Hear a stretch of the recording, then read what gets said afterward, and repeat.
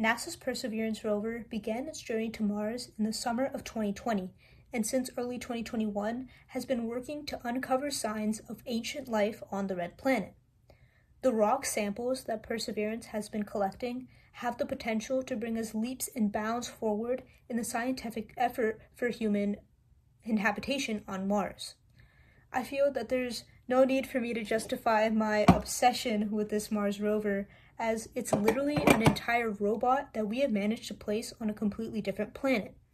However, Perseverance's extraordinary use of technological features to analyze the Martian surface bring immense depth to this piece of technology that I feel like more people should be talking about.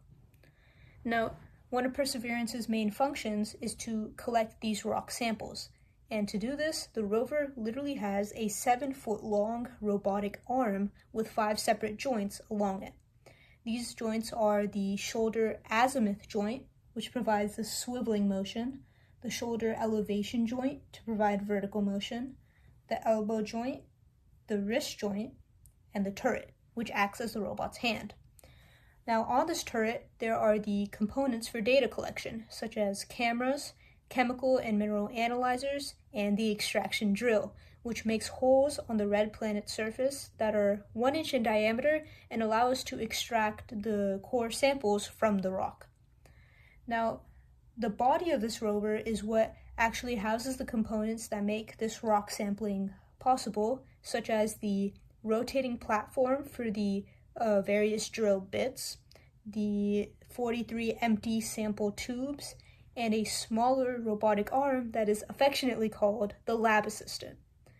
So the lab assistant brings these empty sample tubes to the extraction drill on the turret, and then it transfers the filled sample tubes back onto the body of the robot where it can be sealed airtight. And the last step of this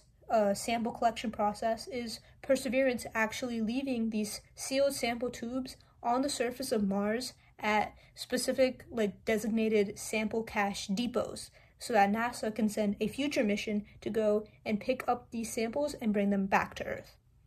So this technologically impressive process for sample collection is what will allow scientists to soon be able to analyze and understand the composition of the red planet's rocky surface, bringing us a step closer to taking actual human beings to Mars, which I don't know about you, but I think that that's pretty neat.